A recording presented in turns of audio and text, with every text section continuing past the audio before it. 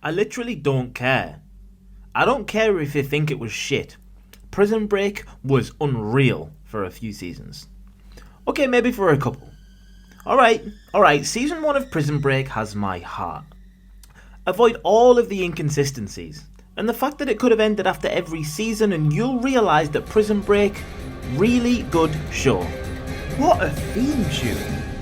Now if you've not seen it, which I imagine you have if you're watching this video, it's an absolute roller coaster. Lincoln Burrows gets set up and arrested for the murder of the vice president's brother and gets put in Fox River sentenced to death, but Michael, his genius structural engineer brother, gets blueprints of the prison tattooed on himself and pretends to rob a bank so he can be imprisoned with Lincoln in order to break him out and live a secret life in Panama. But what they don't know is that their parents, who were both dead by the way, were actually secret agents that worked for a secret company called The Company, who control every decision the White House and other government bodies make. Turns out that Michael and Lincoln's parents actually didn't die, but instead ran away from their families so they could work against the company to take it down, but instead getting their kids involved unintentionally before being killed once again. And, well, it's a pretty easy to follow story if you just watch seasons 1 to 4, and season 5 should never have been created.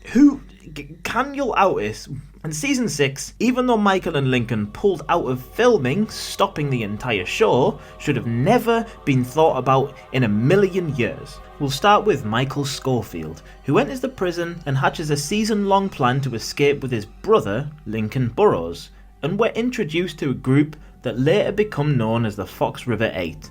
Michael's right-hand man, smooth-talking Puerto Rican Fernando Sucre, the head of the prison industry's workforce, John Abruzzi, Hardman, Benjamin C. Note Franklin, young impressionable tweener, bipolar schizophrenic Charles Haywire Patoshik, long-term serving hijacker Charles Westmoreland, this guy, Manche Sanchez, who are 7 of the Fox River 8 that escaped prison. And before I introduce you to the 8th, I want to have a quick talk about Brad Bellick, the horrid captain of correction officers in Fox River, one of the most abusive, power-hungry scruffs I've ever seen on a show. And we also have Alex Mahone, an FBI agent tasked with hunting down and killing all of the Fox River 8, which he tries by absolutely any means necessary, which includes murdering Tweener after pretending to protect him. Both of these guys are not even the nightmare fuel we're talking about here. We're talking about the final member of the Fox River 8. One person that Michael brings in on his plan because he accidentally finds the hole that Michael digs in his cell.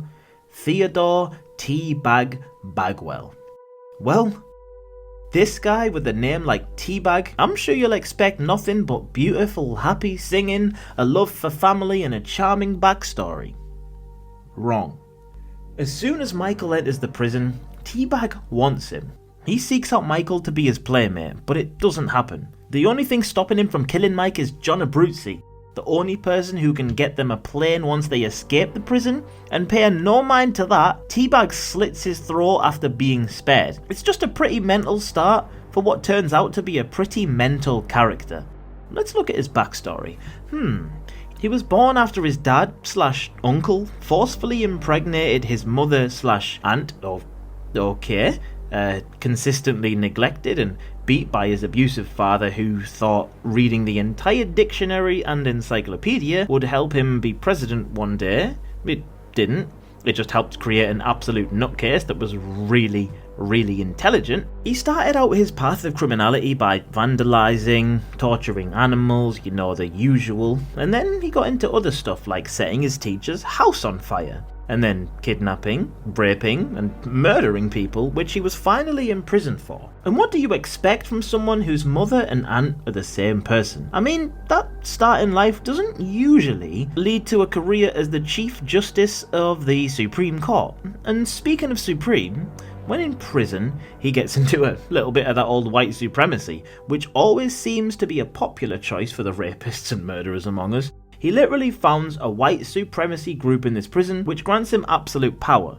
And he's literally not scared of anything.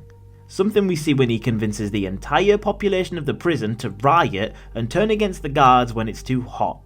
When he climbs up that gate and starts shaking it with his horrifying look of determination, I nearly ran away from the screen. I mean, look, when they break through, I shat myself. And I very rarely shit myself. He's a bit of a survivor, isn't he? He doesn't let anything bring him down. After escaping, they all run from the prison, and as he knows the group entirely hate him, he handcuffs himself to Michael as to guarantee his survival, but Brucey grabs an axe and chops his hand off, and they leave him for dead, but Teabag puts his hand in an icebox, runs around until he finds a vet, convinces him to reattach the hand even though, he's a fucking vet, and then he uses the vet's own anaesthetic to slowly kill him, and you can see the look of satisfaction when the vet's lights go out. Look at his face when he's inhaling the soul of that poor man. But that's just Teabag. Survivor. In season 4, him and Sancho, his new Mexican friend, are on the run through the desert having escaped from Sona, a new prison, don't ask. Teabag genuinely likes, and in an unusual turn of events, doesn't want to kill him. Like, he actually doesn't want to kill him, but Sancho, bless him, he's a big guy and he gets a little hungry quicker than Teabag does, so Teabag goes for a little rest and wakes up to Sancho trying to kill him, but he dodges just in time. They have a little scuffle, and Sancho gets deaded, hitting his head on a rock after being tripped up by Teabag, and to be honest, Teabag is gutted. But it doesn't take him long before being like, well, this dinner ain't gonna cook itself, and munches on Sancho, giving him just about enough energy to walk to a road and get picked up by 2 men who ask him if he had some bad Mexican. After escaping Fox River, Teabag goes on a little bit of a rampage. He murders a girl he flirts with in a bar, he meets a nice girl with 2 children who he kidnaps and keeps as his captive family before actually releasing them. He does all sorts. He holds 2 women hostage while the Fox River escapees dig for money, kills a therapist, murders a hooker in a bathtub, just too much in general. Anyway, Teabag is a guy you don't mess with, because you never know when he's got an ace in the hole or a trick up his sleeve, or as we've seen, a razor blade in his mouth that he's going to whip out all of a sudden and slash your throat with. Like, he's that type of guy. I think one of the things that makes characters like this even more terrifying is when they don't actually look physically imposing. Like, Teabag is an aging, slender, bordering on frail looking man. If you passed him on the street and he was dressed up nicely, you'd probably think that he could be a mate of your dad's. But then you see the real menace and the danger in the eyes that seem to say this guy might actually eat my entire face given the chance. He's just absolutely insane, and he does whatever he needs to get wherever he needs. Teabag is a ridiculous amount of nightmare fuel. Robert Nepper, I salute you. I also hate you, and really can't stand your face or presence or just general existence, but that's exactly what this character was meant to do. So let me know what you thought of Teabag, or any other scary characters from this series, or just Prison Break in general. But for now, I'm just gonna go get a tattoo of a prison blueprint on my entire body. So beautiful.